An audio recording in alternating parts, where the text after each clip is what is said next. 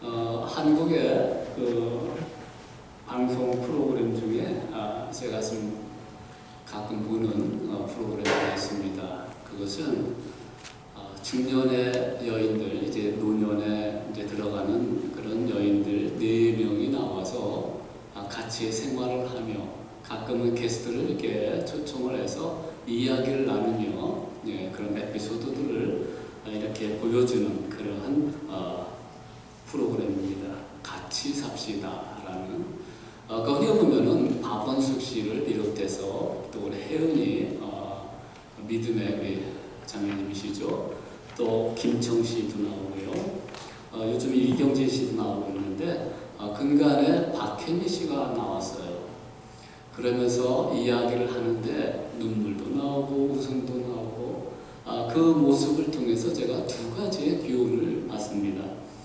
이 4분 그리고 또는 5분의 모습은 다 인생의 환난을 겪은 사람들이에요. 정말 죽고 싶었던 그런 일들을 겪었던 사람들입니다. 그런데 그런 환난을 숨기질 않아요. 이렇게 다 이야기를 합니다. 여러분 치유는 어디부터 일어나요? 털어놓는 것부터 이제 상담이 되고 치유가 되는 거 아니겠습니까? 근데 이분들이 다 이야기를 해요. 물론 지나가는 것이기도 하지만은 치유를 받았다는 거죠. 그러니까 다 자기의 있는 그대로를 약함을 얘기하고 실수함을 얘기하고 고통스러움을 얘기하고 다 이렇게 얘기를 합니다. 2번째는 그들은 포기하지 않았다는 거예요. 소망 가운데에 이제 그럼에도 불구하고 나는 행복할 수 있다 하면서 인생을 오늘 그 가사처럼 항해가 일어나고 폭풍만 치더라도 거기를 가서 맞대응하면서 그렇게 산다라는 그런 고백을 하게 됩니다. 저는 이분들의 삶을 보면서 사도 바울의 그런 사역과 삶을 배울 수가 있었습니다. 첫 번째로 사도 바울은 자신의 약함을 숨기지 않았어요. 자신의 고통을 숨기지 않았습니다. 그대로 사랑하는 사람들에게 또 교회 사람들에게 이야기를 합니다. 그에게는 어떤 아픔이 있었습니까? 고린도서 12장 7절에 보니까 여러 계시를 받은 것이 지극히 크므로 너무 자만하지 않게 하시려고 뭘 줬어요? 내 육체에 가시를 줬다고 합니다. 그 가시가 구체적으로는 알 수는 없지만은 추측하기로는 아주 심한 안질 또는 간질까지 있지 않았는가 그렇게 추측하기도 합니다. 그러면 설교하다가 쓰러지기도 하고 거품 물기도 하고 얼마나 부끄럽기도 하고 또 비참합니다. 또 아픔이 얼마나 세는지 그렇게 간절히 기도했지만 낫지 않았어요. 그 고통이 여러분 아파본 사람 알잖아요. 그 부위가 어떤지는 우리가 다 얘기할 수는 없지만은 몸이 한번 아프면요 너무너무 힘들어요. 생활 자체가 잘 안 되고 고통스럽습니다. 그래서 어떨 때는 그냥 죽는 게 편하다 그렇게 고백할 때도 있고 단식할 때도 있다는 거죠.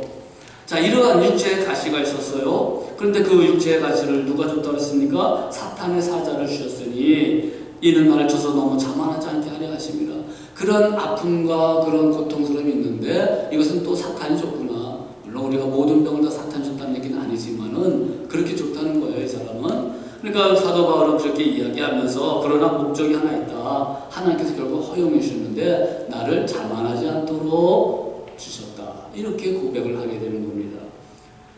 2번째로 또 그에게는 큰 고통스러운 일들이 있었죠. 고린도서 11장 24절 보니까 유대인들에게 40에서 하나 강한 매를 5번 맞았으며 자 40에 하나 매였던 것은 39대입니다. 그럼 39대를 때릴 적에 왜 40대를 안 때리냐? 40대 맞으면 죽는데요, 보통. 그러니까 죽기 전까지만 이렇게 하는데 그걸 5번이나 맞았으니 얼마나 큰 고통이 일어났었겠습니까? 예. 이렇게 어려움을 당했는 것도 이야기합니다. 그리고 기도 제목을 삼는 거죠. 자, 그리고 또한 3번째로는 복음 전파함에 대해서 그럼에도 불구하고 가장 행복한 것, 이 예수 그리스도를 전하는 그 사역. 가장 인생의 행복과 기쁨으로 여겼다는 겁니다. 그것은 바로 한 영혼을 예수님의 이름으로 사랑했다는 거죠. 그 사랑, 믿지 않는 자들을 사랑하고 또 그들을 주님 앞에 돌아오게끔 하는 것. 이것이 그에게 가장 큰 기쁨이었다는 겁니다. 빌립보서 2장 17절에 보니까 만일 너희 믿음의 재물과 성김 위에 내가 나를 전제로 드릴지라도 나는 기뻐하고 너희 무리와 함께 기뻐하리니. 옥중에서 쓴 서신이에요. 빌립보 교회 사람들에게 쓴 서신입니다. 그들을 향한 그 사랑을 어떻게 고백합니까? 내가 전제로 드릴지라도. 이것은 뭐예요? 제물로 올라가서 다 각을 뜬 겁니다. 예. 자기 몸이 그렇게 다 각을 뜬다 할지라도 나는 기뻐하고 기뻐하리라. 너희 무리와 함께 기뻐하리라. 그만큼 영혼을 사랑하고 하나님의 백성들을 사랑한 그 사도 바울의 모습을 볼 수가 있습니다. 자, 여러분 질문 하나 드릴게요. 성경의 기록을 보면 타임라인 순, 곧 연대기 순으로 기록했을까요? 아니면 히스토리, 그 역사, 그분의 이야기 중심으로 흘러 진행되었을까요? 연대기예요? 사건 중심이에요? 네, 당연히 사건 중심이에요. 그래서 어떤 거는 연대가 안 맞을 때가 있어요. 우리가 계산하는 것과. 그러나 그런 하나의 사건을 기록할 적에는 분명한 의도가 있어요. 성경에는 하나님의 귀한 의도가 담겨져 있다는 거예요. 그 하나님의 의도가. 그래서 그분의 역사하신 그 배경이 설명될 때 잘 살펴봐야 돼요. 그래서 오늘 제목을 그리스도의 향기로 정했습니다. 어떤 우리 귀한 딸의 이름을 이 말씀을 근거로 향기라고 지었대요. 참 예쁜 이름이지요. 향기. 예, 그리스도의 향기라. 자, 그런데 이 그리스도의 향기가 어떻게 바래진다 그랬어요? 15절에 보니까 우리는 구원 받는 자들에게나 망하는 자들에게나 하나님 앞에서 그리스도의 향기니, 이렇게 말씀하고 있어요. 그래서 그리스도는 그리스도의 향기를 바라는 삶을 살아야 한다는 윤리적, 도덕적, 심리적인 그런 부분을 많이 교훈받기도 하지요. 예수 믿는 사람은 저런 향기를 내야 돼. 여러분, 이게 과연 그런 말씀일까요? 물론 그리스도의 향기를 바라는 삶을 살아야죠.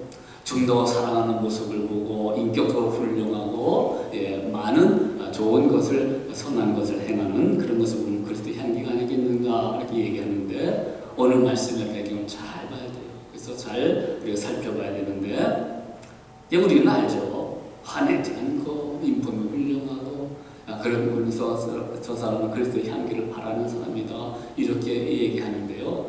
우리들보다 오히려 더 그러한 향기를 잘 발휘하는 어나더 종교의 사람들이 있어요.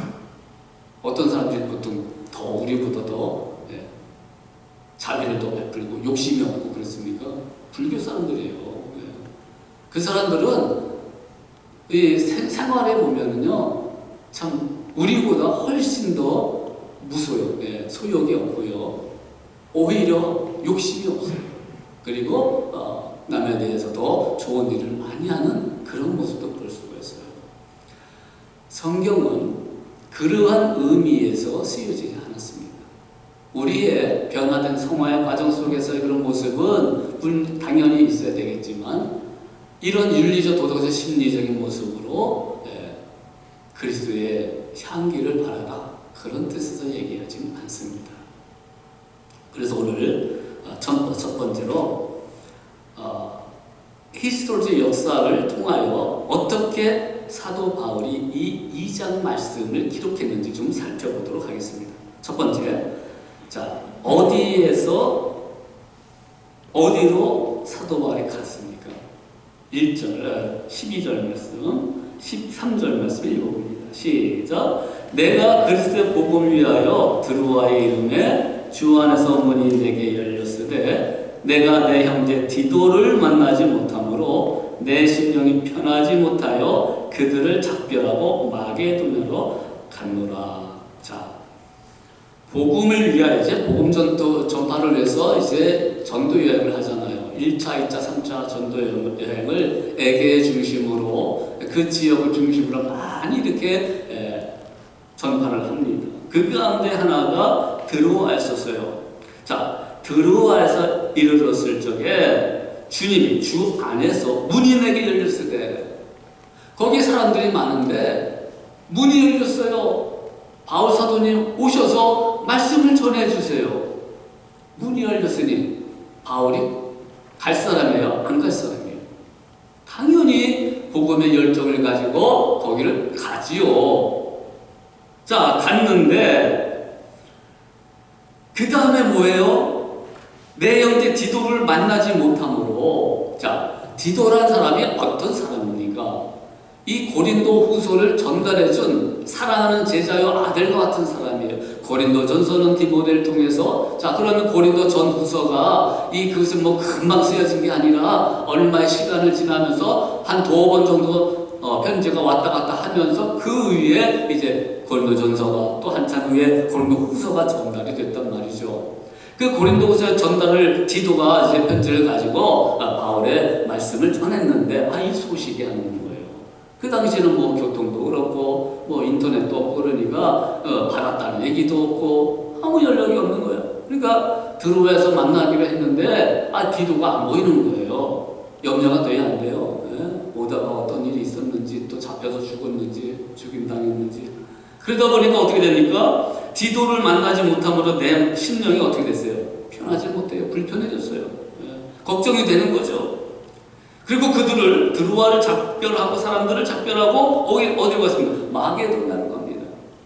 이제 마게도냐 가서 나중에 이제 디도를 만나게 되는데, 디도에 대해서 어떻게 설명을 하느냐면은 고린도후서 8장 23절에 보니까 디도로 말하면 나의 동무요 너희를 위한 나의 동역자요 우리 형제들로 말하면 여러 교회의 사자들이요 그리스도의 영광이니라.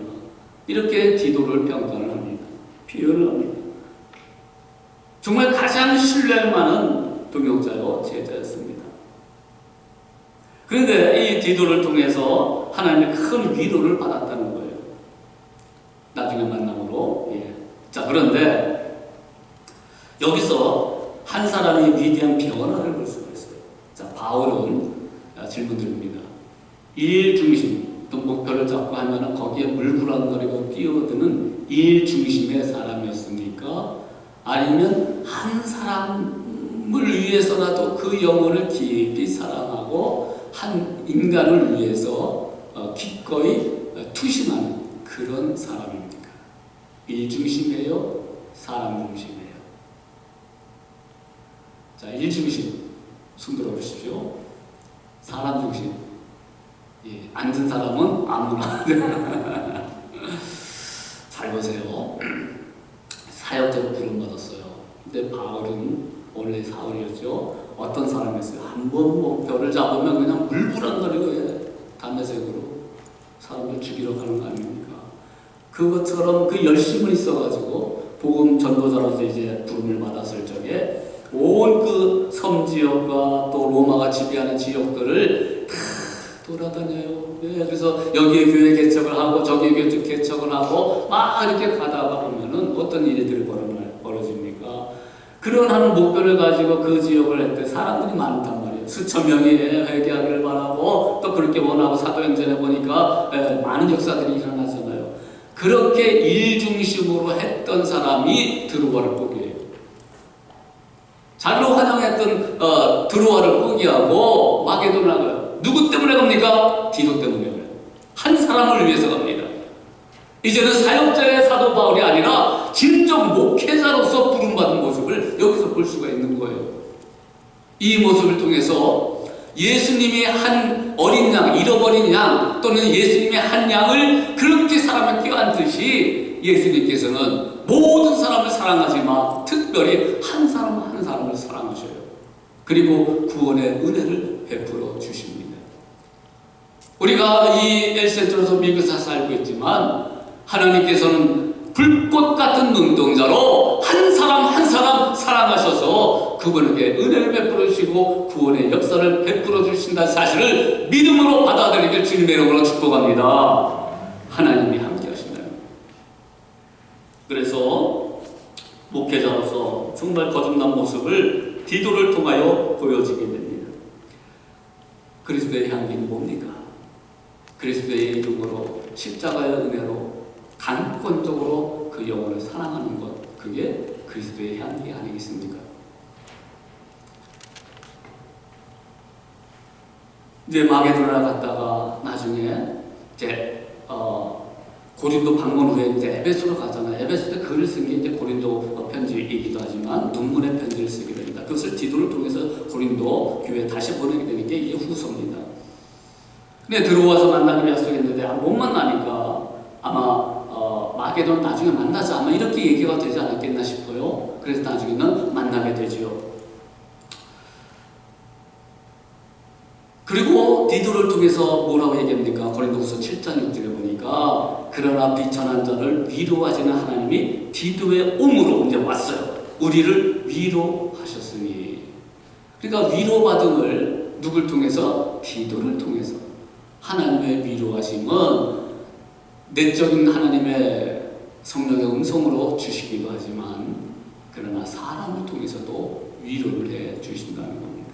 위로를 해줘요. 이러한 아름다운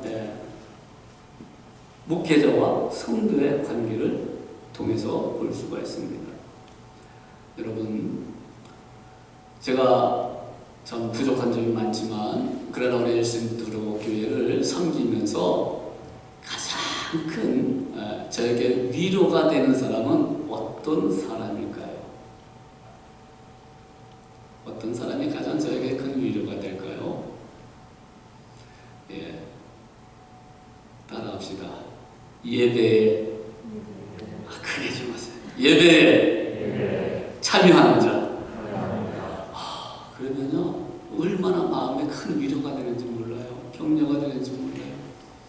그런데 하나도 정말 참여 안 하고 요즘 또 뭐 오미크론 뭐 코로나 때문에 이렇게 이제 이유 삼아서 안 나오게 되면요 이 텅 빈 자리를 예배를 인도하게 되면요 마음이 들려요.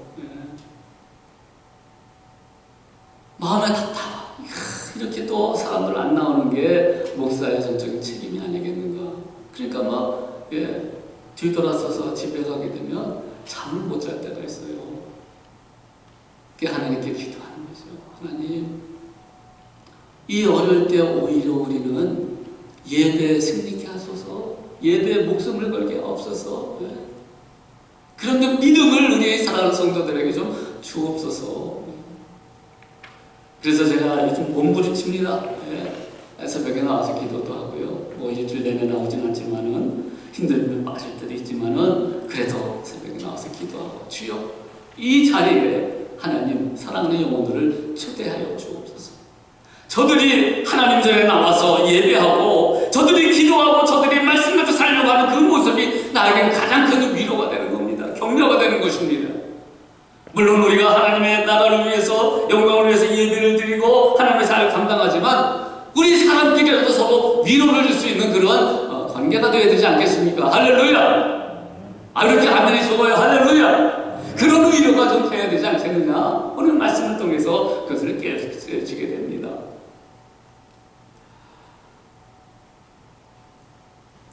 드로아에도 인생살이 사는 사람들에게도 많은 어려움들이 있었을 겁니다. 그런데 사도 바울이 찾아갔을 때 그들은 디도를 만남으로 많은 위로를 받은 것처럼 저는 여러분에게 말씀으로 위로를 주고 여러분은 저와 함께 예배에 참여함으로 하나의 공동체됨으로 하나님을 영화롭게 하는 그런 모습 속에서 목회자에게 큰 위로가 되시길 주님의 이름으로 간절히 부탁을 드립니다. 요한복음 13장 1절에 보니까 우리 예수님 바로 이 모습이었어요. 사람에게 위로를 해주신 십자가 예수님이지만 사람을 통해서 또한 위로를 받으셨어요. 그리고 그 예수님께서는 한 영혼을 사랑하시되 요한복음 13장 1절에 세상에 있는 자기 사람들을 사랑하시되 끝까지 사랑하시리라. 끝까지 사랑하신대요. 그러니까 이런 환난 속에서도 하나님 날 끝까지 사랑하시니까 날 책임져 주실 거야. 그런 믿음으로 사는 거 아니겠어요? 그래서 우리가 그리스도의 향기, 이것은 두 번째 모습으로 이제 중요한 말씀이 나옵니다. 승리의 행진 대열로 우리를 견해해 주다, 끌어주셨다. 그 사실을 알아야 된다는 거예요. 그리스도의 향기는 바로 여기서 나오게 됩니다. 자, 보십시오. 한번 머릿속에 좀 상상을 해보시기 바랍니다. 로마에 가보신 분은 알겠지만은 거기에 로마에 보면 이 콜로세움 경기장, 원형 경기장 옆에 개선문이 이렇게 크게 있어요. 그 개선문은 무엇입니까? 전쟁에서 이긴 장군들을 환영합니다. 그리고 그 군사들을 환영합니다. 그러니까 많은 무리들과 군중들이 또 왕이 나와서 무엇을 피워요? 향을 피워요. 그 향을 피우면서 이제 냄새가 나면은 이제 이겼구나, 이겨서 개선하는구나, 이걸 아마 알았을 겁니다. 자, 그러면 그 장군과 군사 다음에 무엇이 오겠습니까?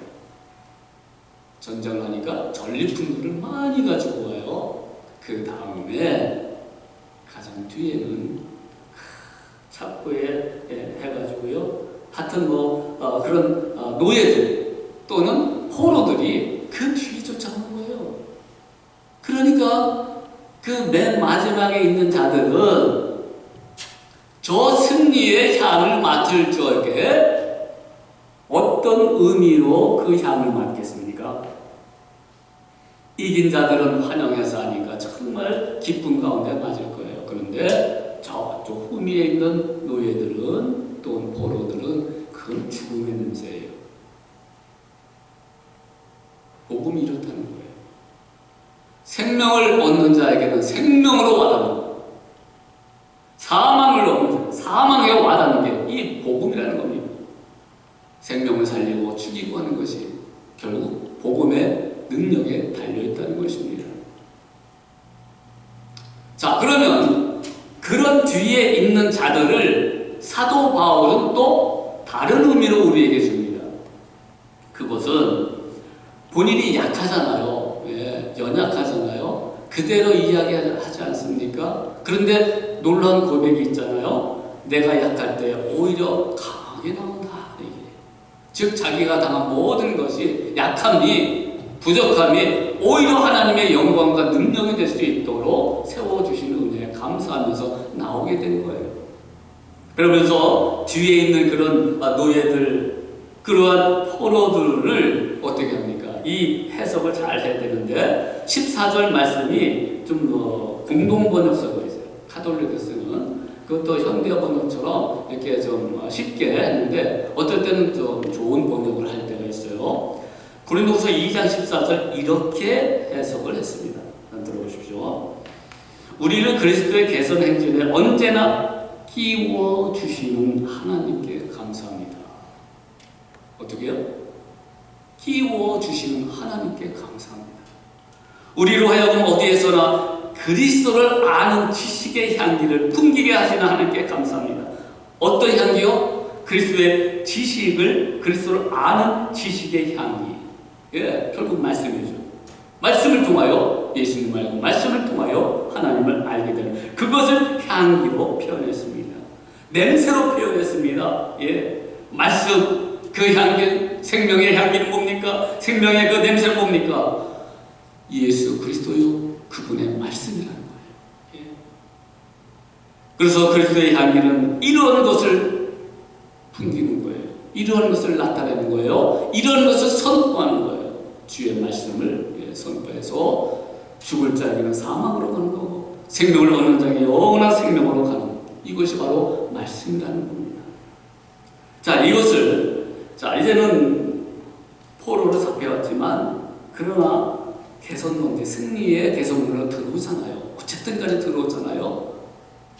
약했던 그 사람이 이제 강한 하나님의 능력으로 승리하는 인생으로 나타나는 거예요. 그걸 통과하게 되고 초청하게 된 것입니다. 이건 어떻게 돼요? 강권적으로 주님이 끼워주신 거예요. 여러분, 우리가 하나님을 위하여 싸운 자입니까? 그건 처음부터는 되지 않아요. 그런데 하나님의 강권적으로 우리를 택하셔서 싸우셔서 우리를 하나님의 백성으로 삼아 주셨다는 것입니다. 끼워주신 거예요. 주체자가 하나님이시는 거예요. 우리를 끼워주셨어요. 은혜의 자리로 끼워주셨어요. 하나님의 폭포수 같은 그 축복의 장소로 우리를 끼워주셨다는 것입니다. 그래서 우리는 환호성을 올리며 개선문을 기꺼이 지나갈 수 있는 그런 하나님의 사람이 되어야 할 것입니다. 그리스도를 아는 냄새를 나타내시는 하나님, 승리의 주체자, 은혜와 사랑을 주시는 주체자는 전적으로 하나님의 손길에 달려있습니다. 그 승리의 냄새를, 그 말씀의 냄새를 이제 구원을 받는 자나 받지 못하는 사람들에게 전할 수 있도록 노력을 해야 된다는 거죠. 15절의 말씀 다 같이 한번 드디어 나옵니다. 다 같이 읽어봅니다. 시작. 우리는 구원받는 자들에게나 망하는 자들에게나 하나님 앞에서 그리스도의 향기. 그러니까 이제 전후 문맥을 보면서 이제 판단을 해야 돼요. 16절 다 같이 시작. 이 사람에게는 사망으로부터 사망에 이를 냄새요, 저 사람에게는 생명으로부터 생명에 이를 냄새라. 누가 이를 감당하리요? 자, 누가 이를 감당하리라는 것은 지금 뭔가 지금 호소를 하는 거죠. 누가 좀 할 것인가? 꼭 숙제를 내는 거 아니겠어요? 이 일들 누가 감당할 거냐? 바로 너희들이 아니겠는가? 이렇게 이제 나오는 겁니다. 자, 그러면 사망으로부터 사망에 이르는 냄새요. 저 사실은 이제 노예들은 뒤에서 그 냄새를 맡을 적에 이건 이제 구약 시대에 그 향을 우리가 하지 말아야 되는데 제사를 드리게 되면 향을 피우잖아요. 그게 이제 향기로운 제물이 돼서 올라갈 수 있는 영적인 의미가 있습니다. 그것이 또한 예수 그리스도를 모습을 상징할 수가 있는데 그 향이 저렇게 믿지 아니하고 거부하는 자들에게는 이건 죽음의 향기예요. 죽음의 향기, 멸망의 향기예요. 이게 받아들여야 되는데 그러지 않잖아요. 그러면은 멸망의 길로 간다 그 말이에요. 그런데 구원을 얻는 우리에게는 하나님의 능력이 되는 거예요. 하나님의 은혜로 받아들이게 되면 우리의 결단과 하나님의 은혜로 이렇게 받아들이게 되면 거기서 영원한 생명이 된다는 겁니다. 그래서 구원 얻는 자들, 망하는 자들에게 하나님 앞에서 그리스도의 향기니 이 심판의 기준점이 우리가 전하는 복음의 말씀을 통하여 전해지게 되는 거예요. 그래서 아무리 똑똑하고 아무리 잘 배우고 훌륭한 사람이 할 줄 알아도 하나님께서 그 마음에 그 심령을 열어주지 아니하면 복음이 사망으로 가는 거예요. 받아들이지 않아요. 그런데 하나님께서는 한 영혼을 사랑하사 택한 백성이라면 그 복음을 받아들일 수 있도록 마음의 문을 열어주셔요. 어떤 사람은 큰 어려움 통해서 하나님을 발견한 사람도 있고, 어떤 사람은 자연스럽게 집안에서 예수 믿는 그런 가정에서 태어나서 자연스럽게 믿는 사람도 있고, 이런저런 모양으로 하나님 믿게끔 해 주신다는 거죠. 이것이 바로 한부터의 선을 이루는 하나님의 은혜의 방법 아니겠습니까? 이렇게 그리스도의 향기라는 것은 이제 우리가 예수 그리스도의 향기를 품음으로 이제 믿지 않는 자들은 영벌로 가고 믿는 자는 영생으로 가는 그런 기준점을 제공한다는 의미에서 그리스도의 향기는 십자가의 예수님이라고 말할 수가 있는 거예요. 예수님을 드러내는 거예요. 그리고 그 숙제를 우리에게 주지 않았습니까? 복음을 전하도록 우리를 불러주셨다는 것입니다. 그 부르심 가운데 우리는 이제 어떻게 전해야 되겠습니까? 17절 말씀 다 같이 읽어봅니다. 17절 시작. 순전함으로 하나님께 받은 것 같이 하나님 앞에서 그리스도 안에서 말합니다. 순전함이 중요하죠. 하나님 말씀을 있는 그대로 말씀 그대로 전하라는 거죠. 그래서 크게 압축해서 이제 우리가 이야기한다면 바울께서 받은 그 말씀을 순전하게 그대로 전하는 거예요. 그러면 바울이 어떤 것을 받았습니까?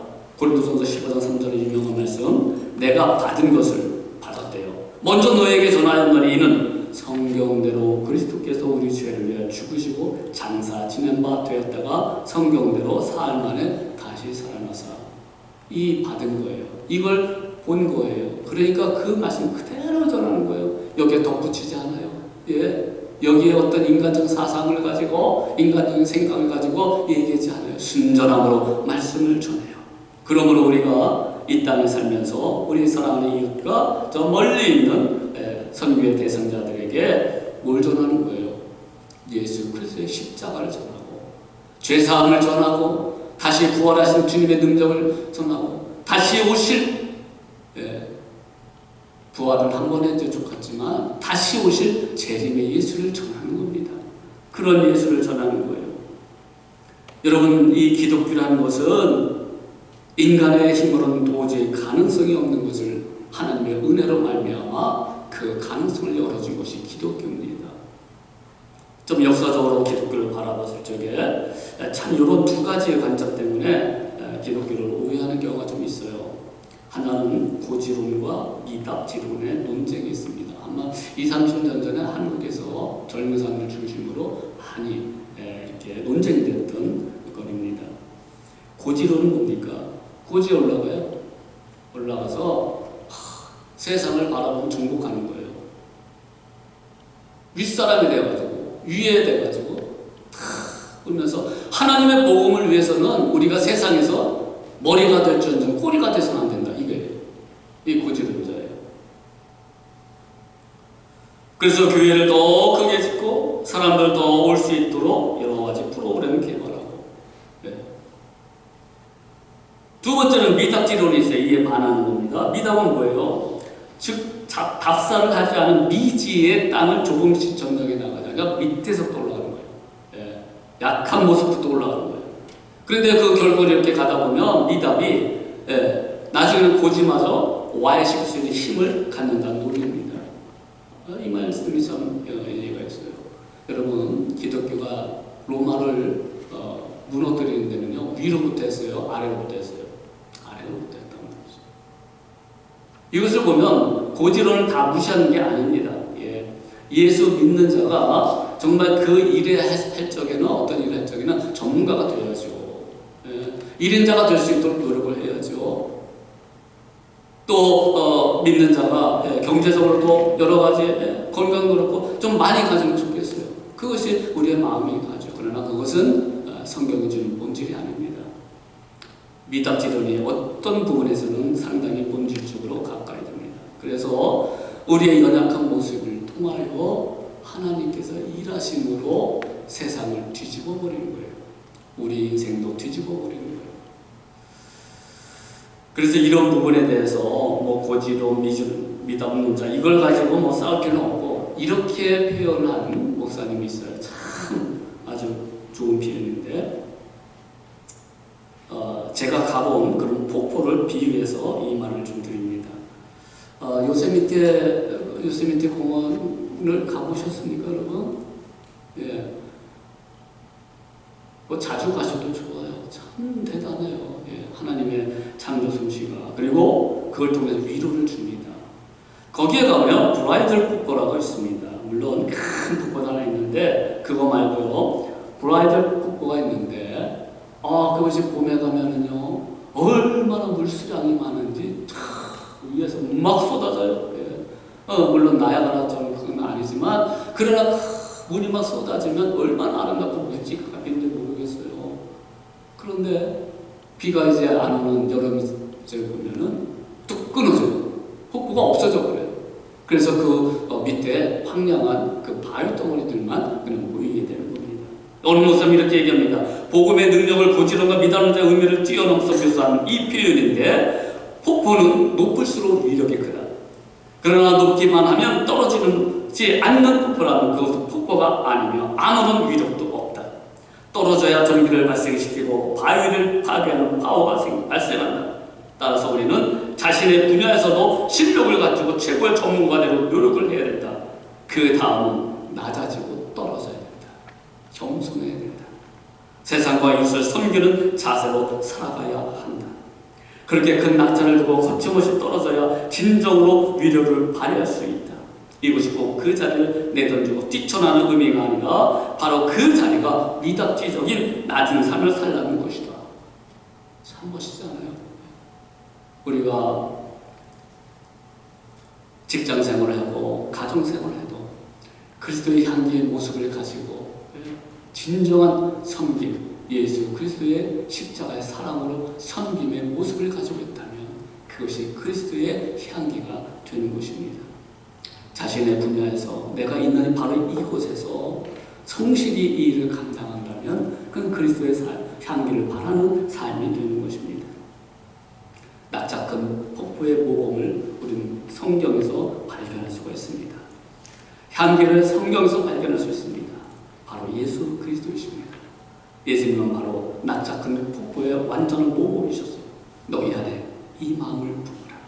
곧 그리스도 예수의 마음이 근금은 하나님의 본체시나 하나님의 동등됨을 취할 것을 여기지 아니하고 오히려 자기를 비워 종의 형체를 가져 사람들과 같이 되었고 사람의 모양으로 나타나셨으며 자기를 낮추시고 죽기까지 복종하셨으니 곧 십자가에 죽으십니다. 빌보서 2장 5절 8절. 여러분 결론을 맺습니다. 그리스도의 향기라는 것은 이제 복음을 전하는 숙제를 우리가 받았어요. 그러므로 예수를 전하는 거예요. 예. 그리고 두 번째, 이 그리스도의 향기를 바라는 자는 뭐예요? 그리스도의 예수의 마음을 쫓아 사는 순종의 삶이에요.